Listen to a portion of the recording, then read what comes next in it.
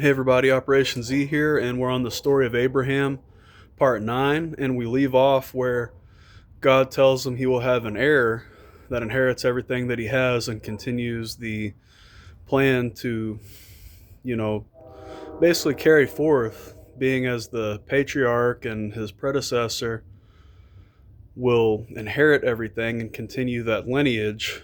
And he believes, which is accounted to him for righteousness, but he was just trying to fathom how it could happen, seeing that as old as he is, that he hasn't yet had a son yet.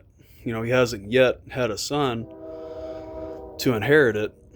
And we continue on here. Genesis 16:1. Now Sarai, Abram's wife, bare him no children, and she had an handmaid, an Egyptian, whose name was Hagar.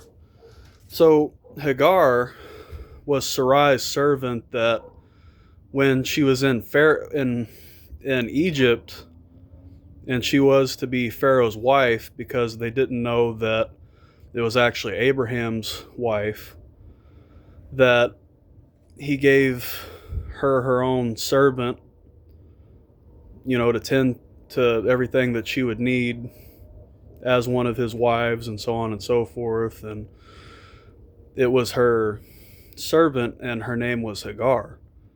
And when they left out of the land of Egypt, and God spoke unto Pharaoh to free Sarai, his wife, and give Sarai back to Abraham, and to send them away, they were sent away not only with the cattle that they received, that Abram received, and the gold and silver and all these things that he had, but Hagar, the servant of Sarai, was also sent with her to go wherever Abram was to journey and go forth with.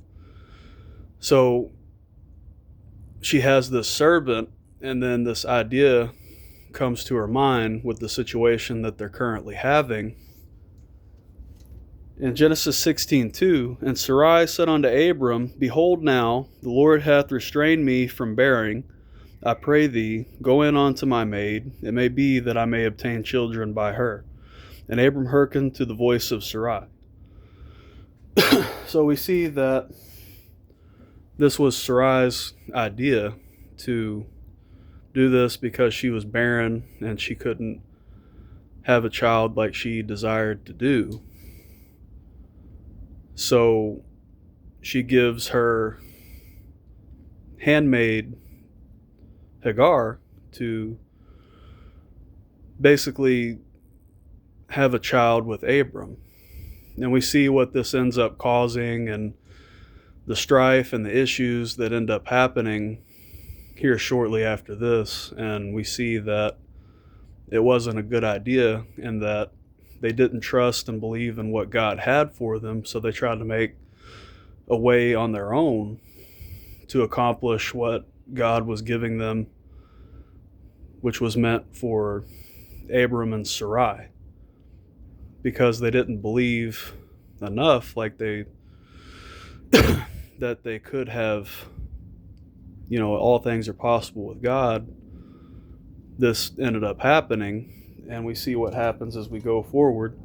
Genesis 16:3, and Sarai, Abram's wife, took Hagar, her maid, the Egyptian, after Abram had dwelt 10 years in the land of Canaan, and gave her to her husband Abram to be his wife.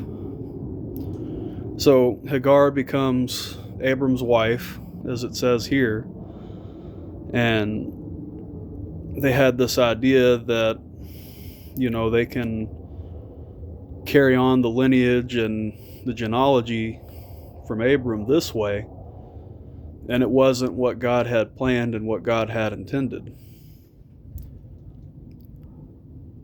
So Genesis 16:4, and he went in unto Hagar, and she conceived, and when she saw that she had conceived, her mistress was despised in her eyes. So Sarai, her mistress, was despised by Hagar. Naturally, it caused a lot of tension and strife to do this, because, Hagar was pretty much just as a servant, and then they ended up doing this, and it ended up causing jealousy and strife between Sarai and between Hagar, that it just ended up causing all these issues as it shows here. And it's intended, it's intended in the New Testament, where in the Old Testament they would have multiple wives and they would have multiple, like this. It's intended that pretty much, they did that in the Old Testament, but in the New Testament, it becomes as a rule, let the husband have his wife. And, the husband shall leave his parents and cling to his wife, and all these things that take place in the relationship, that when that happens, as scripture says, they leave from that and then they join together, and the husband and the wife become one flesh. But it's not only that basically the husband and wife end up becoming as one soul and one spirit, that their souls become knit together and they become one, that they are this way meant to be together. So in the New Testament, it said, let every man have his wife and let every wife have her husband. Deacons and bishops and all that of these times, one of the number one conditions was that they had only one wife, that they didn't have multiple, where they did in the Old Testament. Some reasons being that, that was just the customs of those times, that it was okay to do that so long as you can afford to do it. And the man was actually seen as very wealthy and prosperous on account by the number of wives that he had, and so on and so forth. Like, it was a way that they viewed it in those days in the Old Testament. And, it was a social norm where they were at there. And in this case, for whatever it was with Sarai and with Hagar, it caused a lot of tension and jealousy. And even later on, there's issues as she's there. But I don't want to jump too far ahead in the story and just kind of go through it as we go through it. But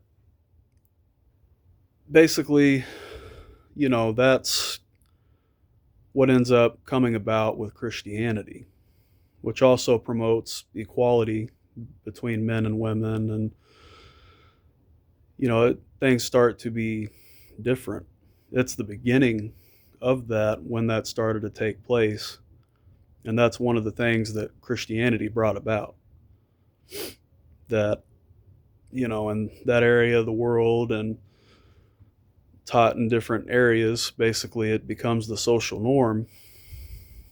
When we marry now, it's the husband and it's the wife, and not multiple, and so on and so forth. And that's the social norm. And, we see that here, that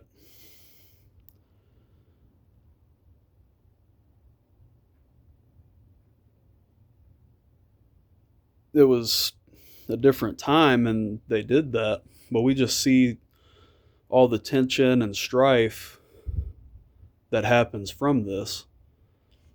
And if they'd have just waited on God's timing and not tried to solve the issue themselves, it would have been different. But, a lot of people might have done that.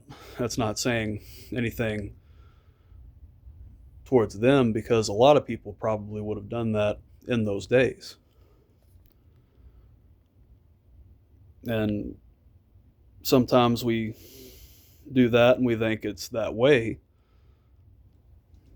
Sometimes we, and that's with everything, is where I'm getting at. Like, with every decision we make in life, we should pray about it and we should talk to God about it and so forth, whether it's switching jobs or moving from one location to another, or,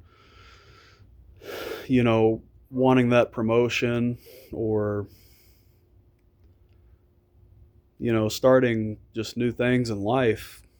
We should come to God and pray about it and, see if we get that answer in our hearts. What's the right path and the right way to go about things? And God will give guidance, because he'll speak to your heart through the doctrine of divine communication, and you'll know the right way to go. But he'll answer you in his timing when he's ready. So Genesis 16:5, and Sarai said unto Abram, My wrong be upon thee, I have given my maid into thy bosom. And when she saw that she conceived, I was despised in her eyes. The Lord judge between me and thee. So Sarai is going to Abram now, and she's basically saying, I did this, and now it's caused all these problems. And, there's tension and fighting and, just a form of squabbling between them now because of, well, pretty much jealousy and all these things that it would be. And, and just complicated stuff with the emotions, as we would see here, like the way that everything took place. But that's where the story leaves off for now, and we'll continue here in the next one. But again, to end on a good note, marriage should be, between one man and one woman, husband and wife. And that's the way that Christianity displays it to be. And that's the way that, it's just set upon as a custom and change in the way things were done, as they did it differently in those days. That again, our faith in Christianity was the change of that